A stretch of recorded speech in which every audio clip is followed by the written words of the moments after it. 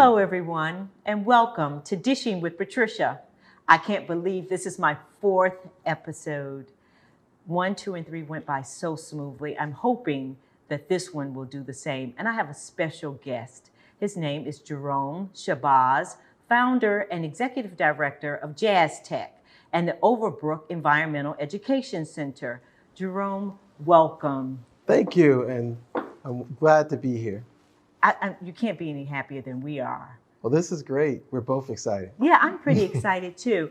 Some of the things that we're going to talk about today is about our environment, how food from garden to table, from farm to table, but just everything that involves our food also involves our environment, where we get our foods from. The soils that are going on, but just the whole what we consider healthy for us and our environment. Yes, that's where I would like to start. So, can you tell me how you started in what you do? I began my project at Overbrook Environmental Education Center about 20 years ago. Yes, we started working with Overbrook High School. And they had a service learning community as well as an environmental learning community. And one of the first things that we realized about our young folks is that they weren't actually talking about the environment as a part of their personal experience. They were talking about penguins and whales and polar ice caps, but not the street that they walked on, the air that they breathed, the land that they were exposed to. And what we wanted to do was to turn that around and to make the environmental experience a personal experience. So the first thing that we did was we had our young people develop journals to take inventory of what's happening in your neighborhood. How many trees do you see every day? And where does the water come from? And how many birds do you find? And all of that was sort of informing this kind of experience in these young folks to make them think about what was the environment and how was it important to me. And that was the beginning of our work. We started out the first year, it was all about extemporaneous work in the school and seeing what worked. The second year, we developed a curriculum, and the curriculum was called the Overbrook Environmental Education Center, named for the school. Okay. And the school district was aware of this and said, look, if we could do 3 years, we could develop a trend. And we were able to do a third year, and every subsequent year, the students' grades began to go up. So we were probably on the cutting edge of what project-based learning was all about. So what makes the Overbrook Environmental Education Center unique? What makes it unique is that it's a third place. You ever hear the term where, the first place is home, second place is where you work, but the third place is that community space that's desirable for all the people around you. And that third place model enables people to see the performative benefit of a healthy environment. We're located at 6122 to 6150 Lancaster Avenue. And when we first went to the site, it was a short dumping facility. We had over 30 tons of trash, contaminated waste, dilapidated buildings. And we were able to take that project and convert it into a healthy space, transform the land, control the water flows, and people who are living in that community were able to witness the change. And now they're the beneficiaries of the change. So has that trickled into the whole environment where your center is, not just your center?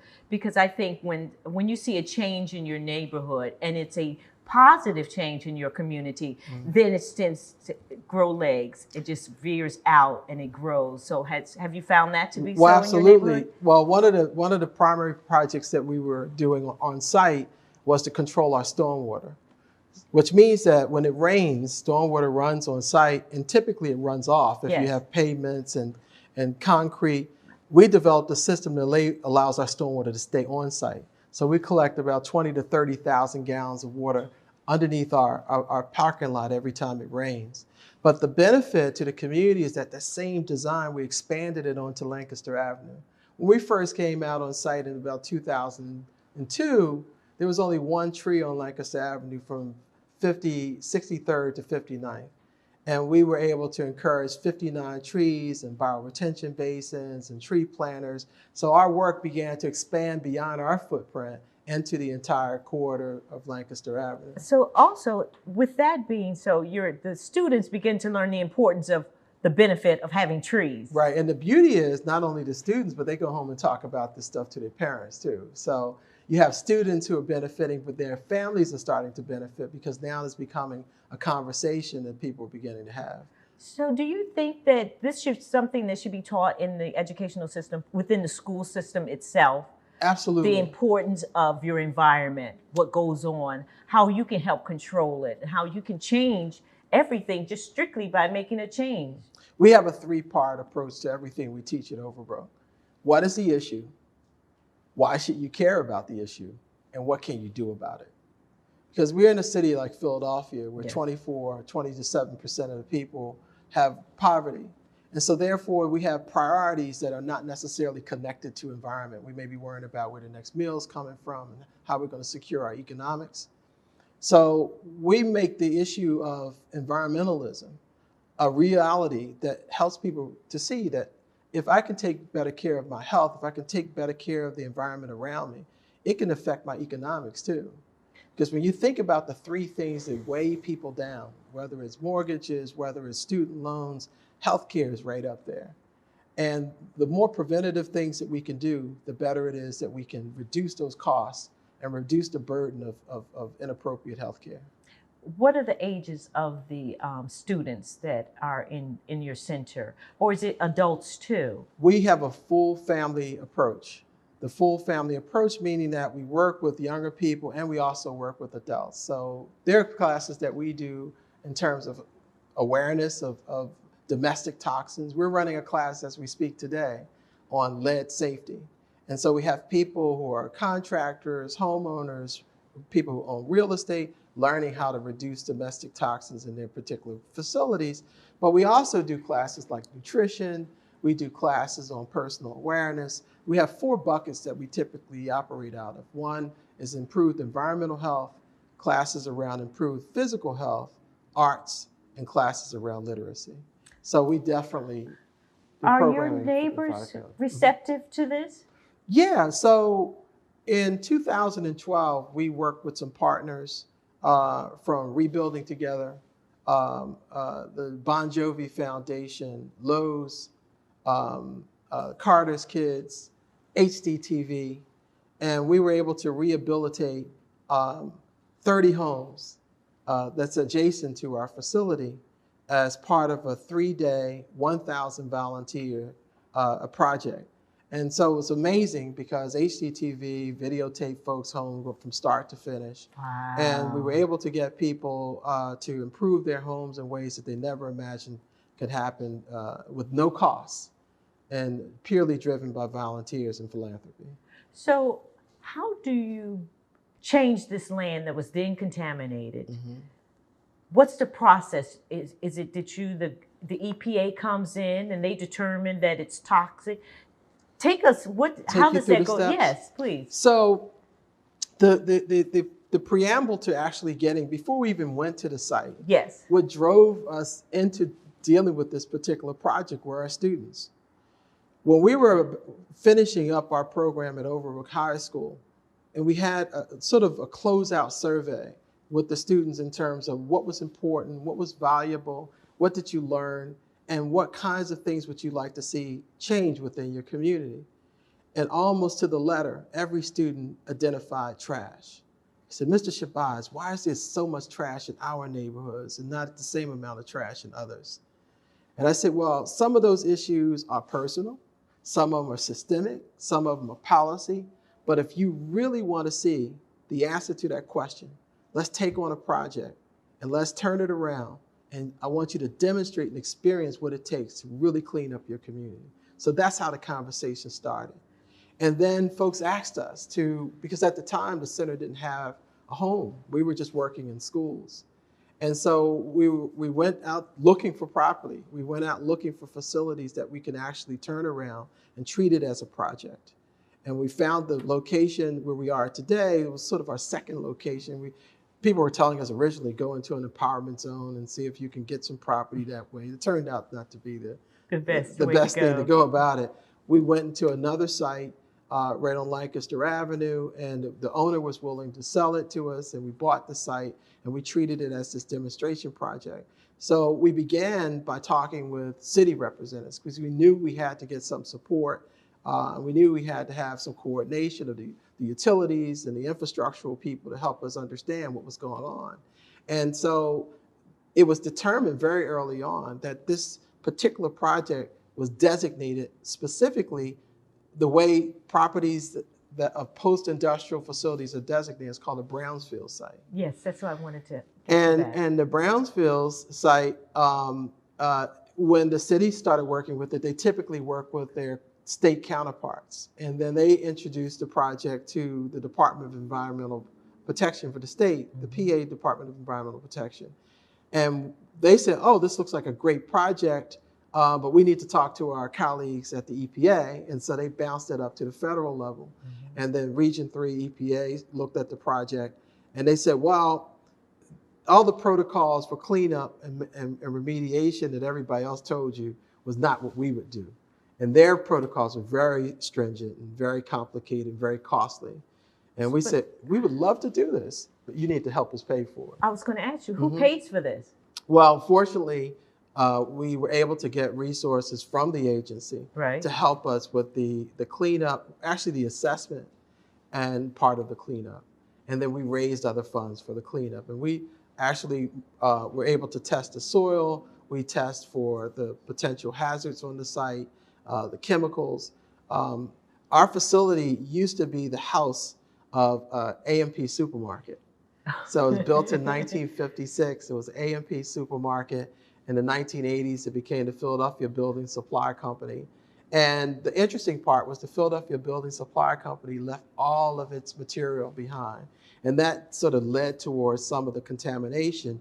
They left their pesticides and their herbicides and their chemicals, and even their materials, like the wood, the pressure-treated wood was treated with arsenic. And when it rained, it leachated out of the wood. So there's a whole lot of different chemicals. The building itself had asbestos in it. It had tanks with PCBs, and we had all kinds of other kinds of hazardous materials and waste. And we were able to completely 100% removal of all of that contaminant in the neighborhood. How long did that take? It took about 3 years. What you've done in Overbrook, can we take that into another community? We need to take that all over the world, all really. over the planet, right? Yes. Because the reality is that industrialization, when people manufacture things, back in the 40s, 50s, and 60s, it wasn't as great of an emphasis not to produce waste. People would just dispose of that waste in vulnerable communities, people who didn't have the power to push back. Correct. I was going to ask you, was part of that waste that you are at that site, was that brought in outside of the community?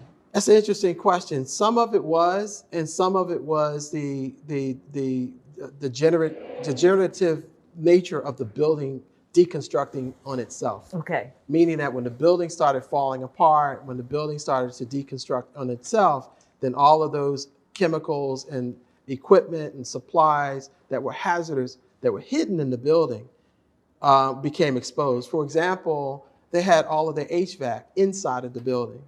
And I mean, the heating, ventilation, cooling, air conditioning was in the building. You would never use your real estate like that today. You would put it on top of the building or outside. They had their electrical system. You can look out in the street and find poles where you have transformers on the pole. The transformer was in the basement. That's where the PCBs were, because those chemicals help to keep the oil from overheating. But all of that particular waste was in a neighborhood. People were unwise about what was happening, unaware of what was happening, and we felt a moral obligation not only to educate our young people, but to move those contaminants. And your community was receptive? Well, after we explained to them what was going on, people were very appreciative. I think the other piece of it is, too, we realized that part of the experience was the education. Yes. That we were not necessarily assuming that people understood the nature of what was going on. Even some of our political people and stakeholders within the community didn't understand the real nature of this kind of hazard and this kind of contamination and what it does to people's health. And I think we pretty much have built a reputation, and even the work we do today is built on the foundation of explaining what those connections really are. How did you get started with this? It's an interesting question. It's two parts for me. One is what I call the social architecture of my experience, and the other is the academic part of my experience. The academic part of my experience was that I grew up in North Philadelphia, 25th and Diamond, and I saw this sort of social experience where people really were neighbors. People loved each other. We went out on Saturdays and folks cleaned the steps. We actually scrubbed the steps down and hosed down the streets and did painting of the curb. And what I was able to realize academically is that, you know, when you look at issues such as like elevated blood lead levels in children, we had the same amount of exposure, even greater, in the 60s and 70s when I was a child. However, the elevated blood lead levels were pretty much under control because parents were doing things like telling you to wipe your feet before you came in the house, wash your hands before you eat your food. They were creating barriers between the contamination and ingestion in your health. And so I started looking at that social architecture from that wonderful upbringing that I had in North Philly, but I also superimposed that with my personal training. When I started professionally, I went to Dobbins Vocational, and one of my majors was mechanical design. So I started off as a draftsman, and back in that era, if you had good grades, you were able to get a job. Yes. The blessing for me is I worked for an African-American civil engineering firm, a gentleman, I appreciate him to this day, Lyman H. Stiles. And he was a civil engineer and a licensed surveyor, had an office down at 5th and Walnut. And he was really, really interested in making sure that I understood the nature of the business. And by learning the nature of the business, I continued a trajectory around civil engineering and environmental sciences, eventually worked for the city of Philadelphia in the water department for 20 years. Then I became a manager for gas processing at the Philadelphia Gas Works. And the Philadelphia Gas Works is an amazing place where people are concerned about the carbon production of liquefied natural gas in a city, but equally so, we're the largest gas processing facility in the United States. And beginning to understand what that really means is that we have a large population of people who utilize this service for heating their homes and cooking their food. But the interesting part about it is up to 40% of people can't really afford that service. And so it did an amazing thing in terms of protecting the dignity of people because it was controlled in a political way that if a private company who was doing things in the best interest of their shareholders wouldn't necessarily have the same kind of considerations and opportunities for people to keep their dignity by having heat and having places to cook. So my professional work and my personal upbringing allowed me to realize that it was a necessary part of what I should be doing to create an institution or an organization that will enable me to interpret and to deconstruct the complicated areas of environmentalism, but how it affects you on a personal level. Right. Well, some of the things that Dishing with Patricia and my parent company, which is Classy and Essential Nutrition, is we are about food is medicine. Yes. So I'm always talking about we need to be concerned about where we get our foods. Right. And I'm an advocate of purchasing your food locally. Sure. Because then you have some control over who the farmer is, what they're doing to the dirt, what pesticides they're doing. Also, the transportation of your food, because you're cutting down on the emissions. Right. So with your center, you do have a food co-op or are they actually farming on this area that you have? Well, that's a very, very good question. When we cleaned up the site, the second question we had to ask ourselves is, how do we want to be known? What does life after cleanup look like? And we were fortunate enough to pursue and receive a federal grant that enabled us to do an assessment around that. So we were looking at not only environmental impacts on people's lives, but we asked for a very specific dispensation to look at food as well. because food comes from the ground. Yes. And we have to make sure that the ground is safe and viable. That's where our healthy, That viable was my food next starts. question, because you cleaned up the site. Yes. But was it clean enough for you then to do any type of farming on Yes. the site? So we partner with an organization called the Philadelphia Orchard Project, who are very good friends of ours. And we're now able to plant directly into our soil. So we have peach trees, we have cherry trees, we have figs, pomegranates, plums, and apples that's growing on our site. Wow. Directly in the ground. So do you do farming all year round? Are you now, did you start planting now, or there's some, because you have the trees there already? Right. So the second thing that we did was we partnered with Penn State. I used to work as an educator for Penn State and their extension services, and I have very good colleagues. And we developed a program through a USDA grant to establish high tunnel greenhouses throughout the city of Philadelphia. And we called it the Greenhouse Alliance. So there were a variety of nonprofit organizations that we were able to retrofit with high tunnel greenhouse systems. And our facility was one of them. Now, the interesting thing about our location is that the site originally in the early 1900s was a quarry. Oh, wow. So it was the Raleigh's Quarry. It was a rock quarry, and it had this concave shape.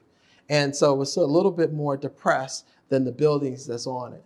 And the interesting thing about building a greenhouse is that you want it to benefit naturally from sunlight, because sunlight increases the temperature inside the greenhouse, which enables you to extend your growing season. So for example, if it's 60 degrees outside, it'll be 75 inside the high tunnel. If it's 40 degrees outside, it'll be 55, 60 degrees in the high tunnel. You can still grow winter crops. So we call it a season extender. But if we had to build it low, we wouldn't get the sunlight. And that means you had to put a heater inside, which yes. It really goes against the grain of what you're trying to do, is not only just have good food, but affordable food. Yes. So what we had to do was to lift our greenhouse up. And the Philadelphia Building Supply Company had these bins where they used to keep sand and rock and stone. We actually decided to build a greenhouse on top of it. And it became the first licensed greenhouse in the city of Philadelphia's history.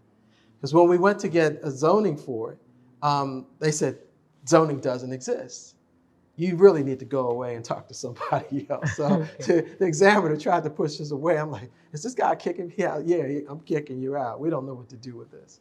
And I thought he was not serious, but he was very serious.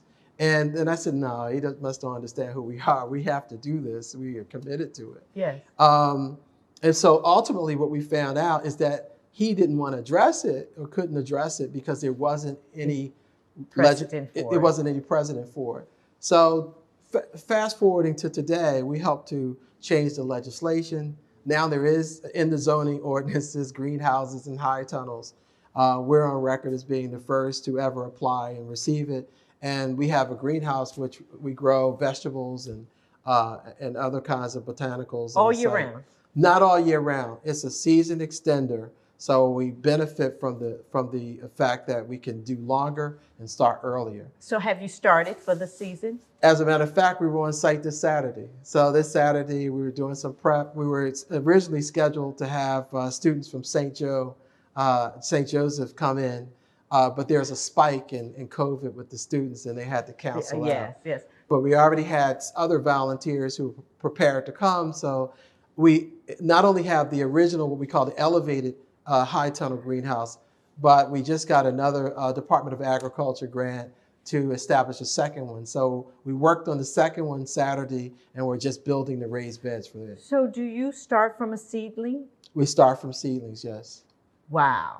Yeah, and so one of the things that we do is we partner with other organizations that have initiatives in place, and we give them support for it. So there are folks who like to grow seedlings. There are folks who want to have a very specialty crop. You know, we're focusing down on, food as medicine, and we want people to have remedial kinds of pallets growing around what we will use to help people with very So specific tell me health something about conditions. that. That's one of your programs that you're implementing, right? Yeah, so what is it called? It's called the pharmacy. It's called the pharmacy, spelled with an F. Oh, great. And what's nice about the pharmacy, it really just treats food as medicine.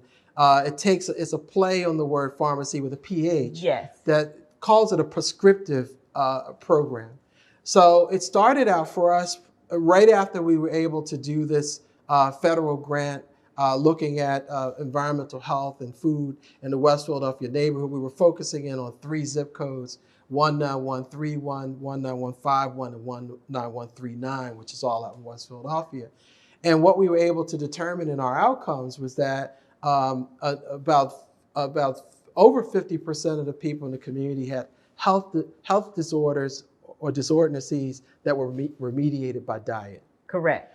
And so what we wanted to do is to determine, and I have a board of directors now, and we went back to the board, we had a discussion, and we talked about this food issue as being as important as this environmental issue. Yes. And we expanded our scope of service in terms of having nutrition as being a part of what we do. And right around that same time, it's always how serendipitous things can become, we were getting calls from people asking us about our programs and what did we do around food. And so one of the questions was, did we have a program that would enable us to service people who were ambulatory in some of the local hospitals? And I said, well, I'm not a doctor. What is this ambulatory patient? And he said, this is the patient who goes to the emergency room to address health conditions that can be better addressed through managed care. I said, well, we're not doctors. Why would you come to us? They say, well, there are 3 things that these people need to do all in common, irrespective of the disordercy. And I said, what are they? They said they need to have access to healthy food. Yes. They need to become more food literate to know what foods have what types of effects on them. Right. And they need to increase movement or exercise. And we were doing all 3 of those things. We had Zumba and line dance and yoga classes at the center. We were working with organizations that enabled us to give away healthy food. And we were also giving away some of our farm foods.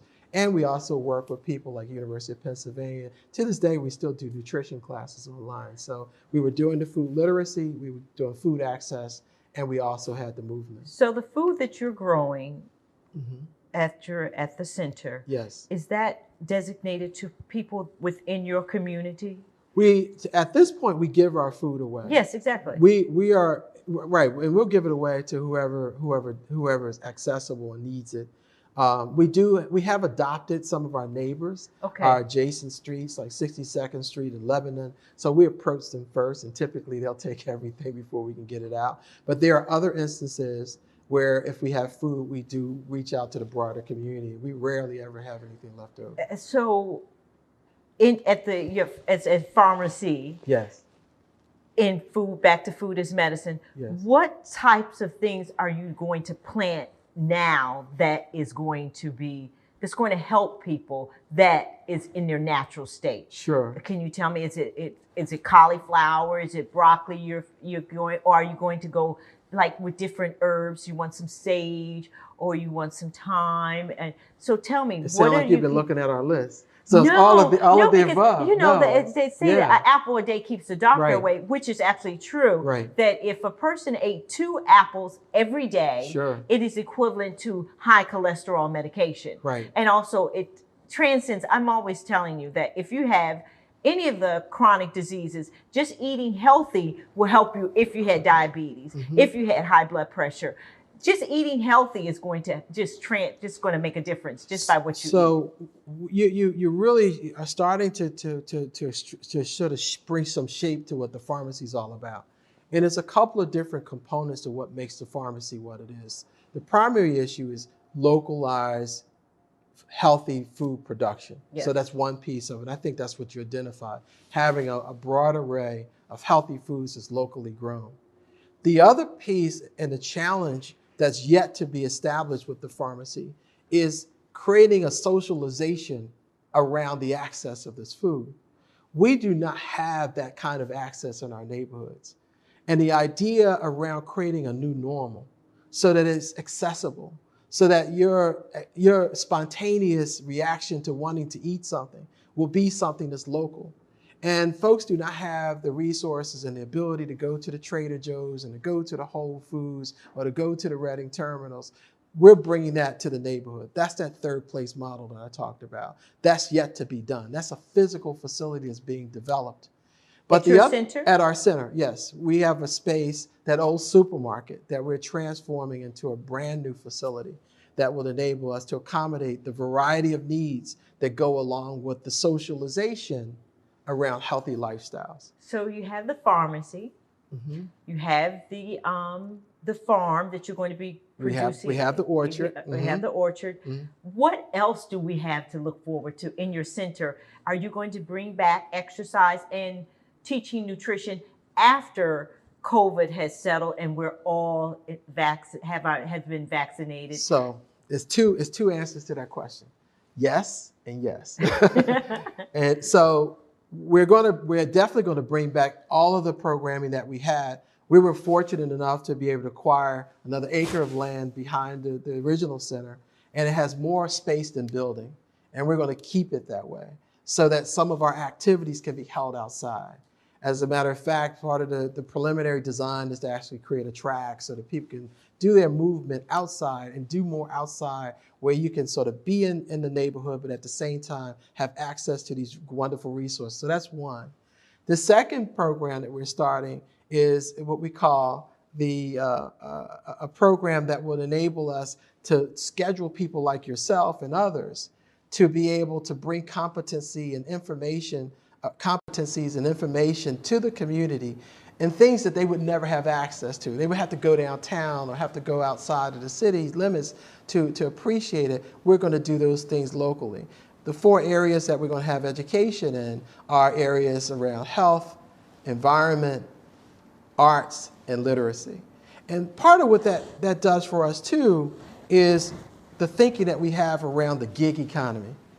There are so many folks. The only reason why I'm laughing is because we have a group of people that is part of our team for Dishing with Patricia, but also Millennium 3 Management.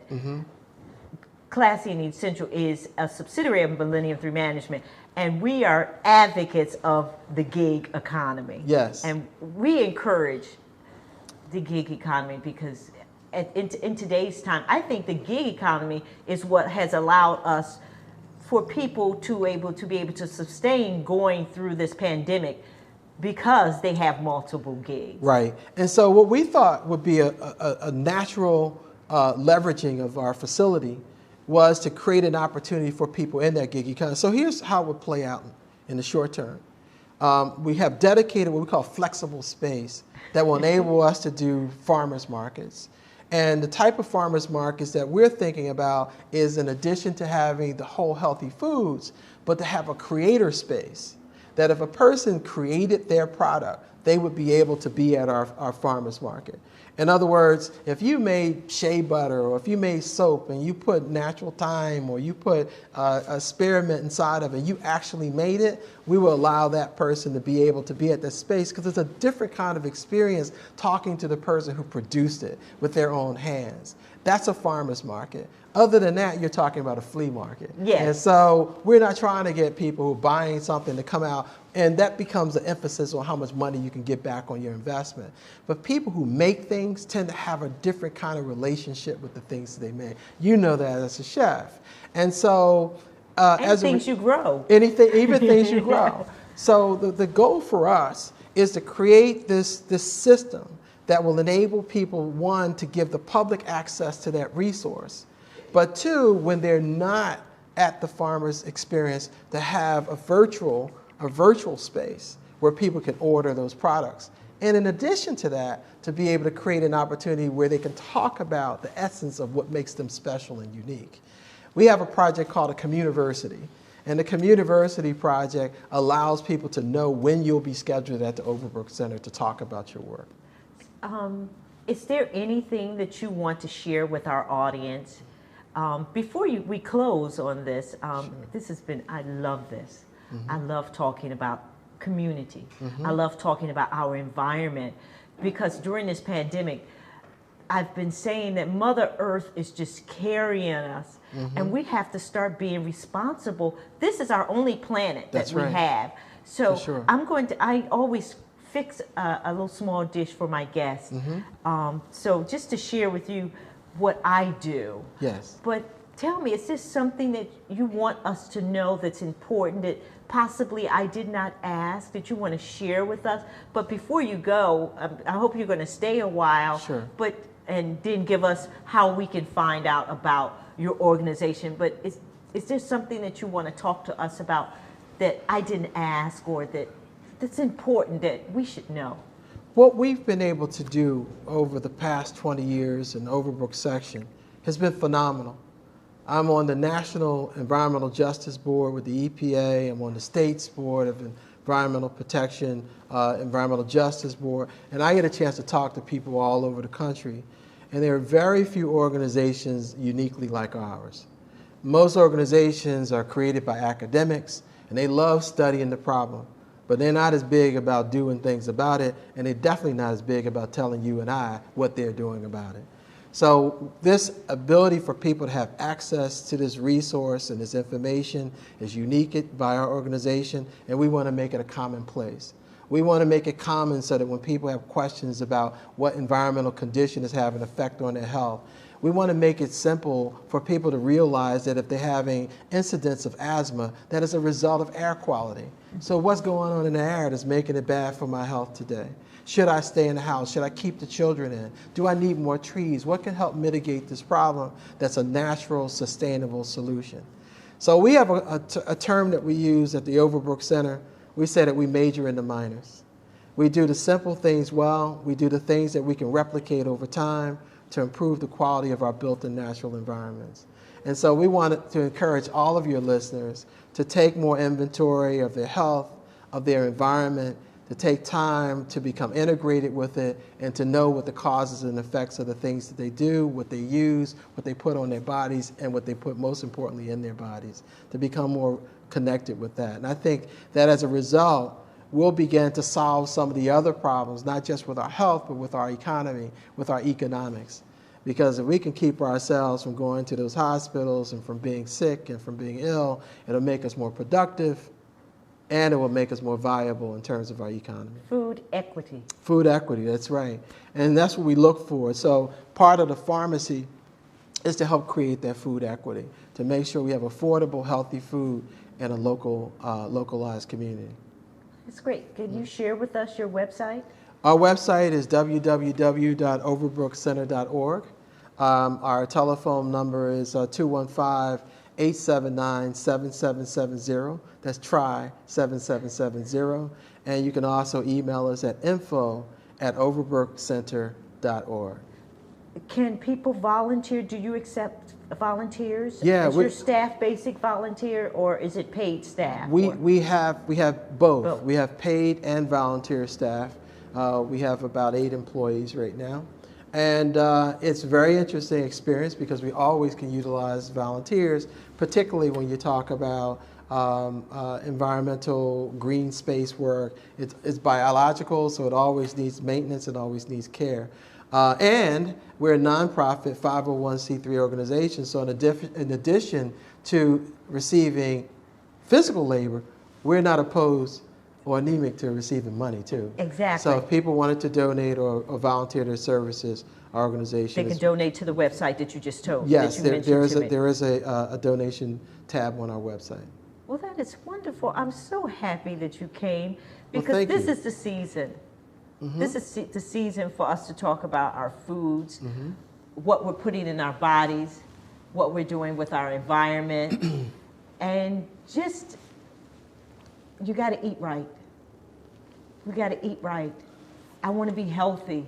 I want my friends to be healthy. I want my family to be healthy. But more importantly, I want us to live in a healthy world. Mm-hmm. So give us a few moments. I'm going to make a couple of little things for Jerome to mm-hmm. share with us, mm-hmm. and we'll be back.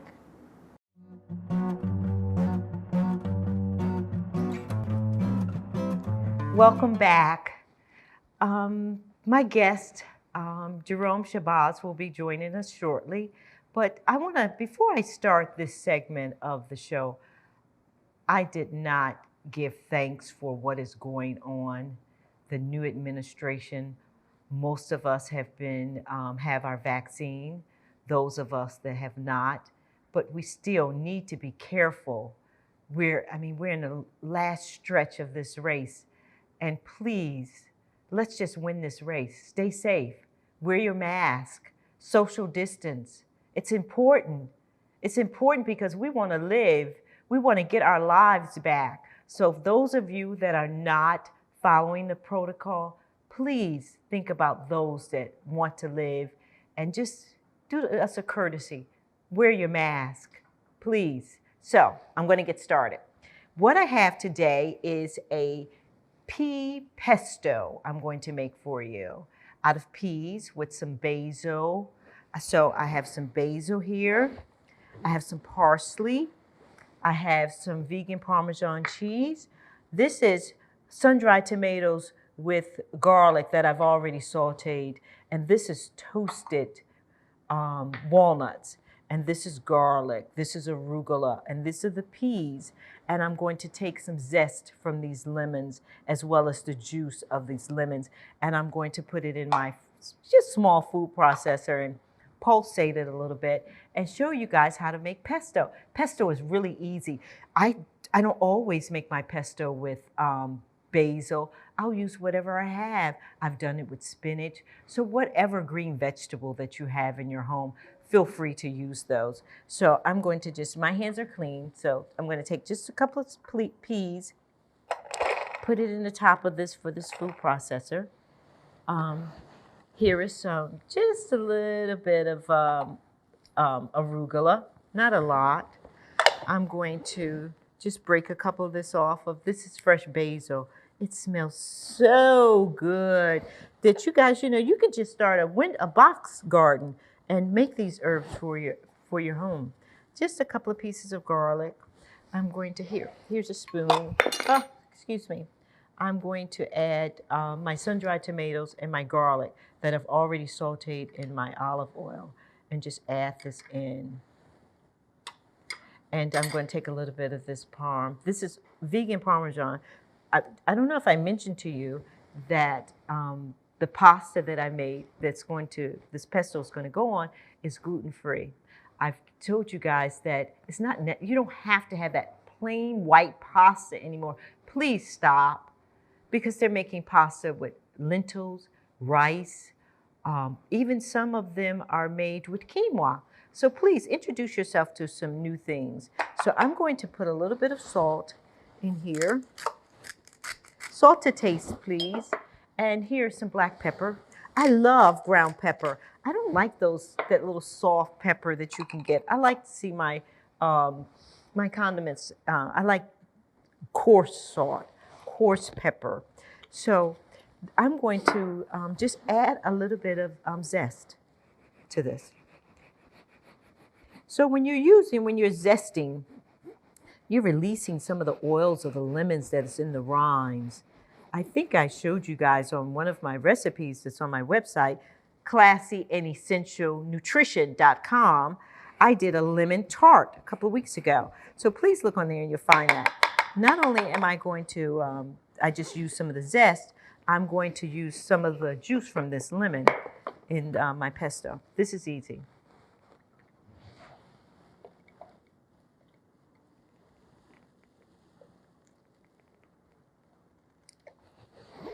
So I want to put a little bit of parsley. So you're going to have to excuse my back because my food processor is here.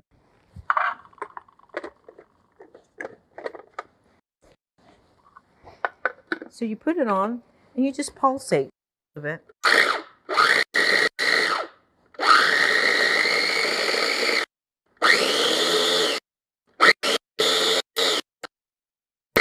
So for the sake of time, I'm going to show you guys, this is how it looks afterwards.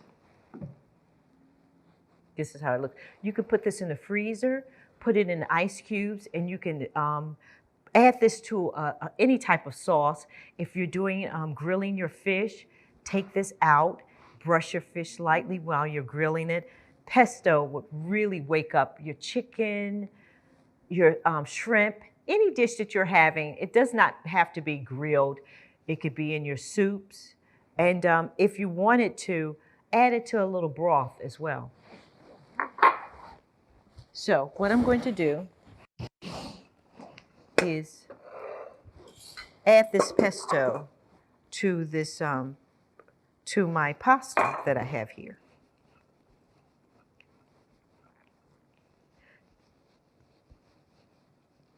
I'm going to add a little more arugula. Add a little more of the sun-dried tomatoes with the garlic.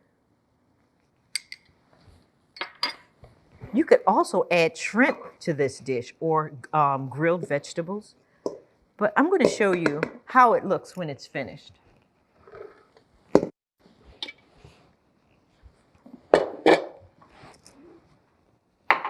This is how it would look when it's finished. Look at the colors. You see the sun-dried tomatoes. You see the arugula. And this is a fresh pesto. This will go a long way as a side dish or as a main dish. You can decide. So that is just one of my recipes that I'm sharing with you today. My next recipe I want to share with you guys is a rainbow taco. And I use romaine lettuce. All of these recipes you could be able to find on classyandessentialnutrition.com. So I don't want to cross-contaminate that spoon. So I'm going to take, this is hummus that I also used fresh, I just got a brain freeze. Chickpeas, woo, goodness. So I crushed up chickpeas because I didn't want this to just be just by itself. I wanted it to have some body to it. So with this, I'm adding, these are hemp seeds. These are high in omega-3s, sunflower seeds. I'm adding some broccolini, some carrots, and look at these cherry tomatoes. This is going to be yum. And if so, if you wanted to add an additional little crunch to it, I toasted some hazelnuts. Look how this looks. For those that are picky eaters that don't want to try something new, you should try this. But you could always incorporate other things on the top. If I could roast some tofu and put that on top of there. You could have added shrimp. You could add some grilled chicken. All of my recipes that you find on classyandessentialnutrition.com are interchangeable. I prefer to eat a plant-based diet, but my husband is a pescatarian, so I have to have seafood in his diet. But I forgot to mention to you guys, these are really nice and moist. These are oatmeal, raisin, and chocolate chip muffins. These are really, really good. 25 minutes. Look at the texture of these, and they're very moist too. So my crew and I, we're really gonna be able to eat a couple of things when we're done, but this is a really good muffin. At this time, we're going to bring back Mr. Shabazz. I'm hoping he'll enjoy the tasty foods that I've made today, because remember, food is medicine. Jerome, I'm so excited that you decided to stay. I think you're gonna like this. So this is a pea with arugula pesto. Whoa. And it's vegan and it's gluten-free. And then I also did, it's called a romaine taco. Wonderful. So I'm hoping that you would like both of these. And now, one of the things that our viewers can't determine is how aromatic and how much this makes you just want to dive right into it. Well, one of the things that I tried to plan all of the vegetables that you can then have planted at your at the farm. Wow. People can do parsley. They could do basil, carrots, just about everything. Peas. Wonderful. So tell me what you think. It's great. This was phenomenal. Thank you very much. I'm glad we were able to get to this part because I'm a foodie. I love to eat. Well, I'm so happy that you enjoyed it. So as we come to a close, I want to thank everyone for joining us on Dishing with Patricia. I want to thank my special guest, Mr. Jerome Shabazz, and my team, of course. I hope to see you guys in my next episode with Dishing with Patricia. Bye.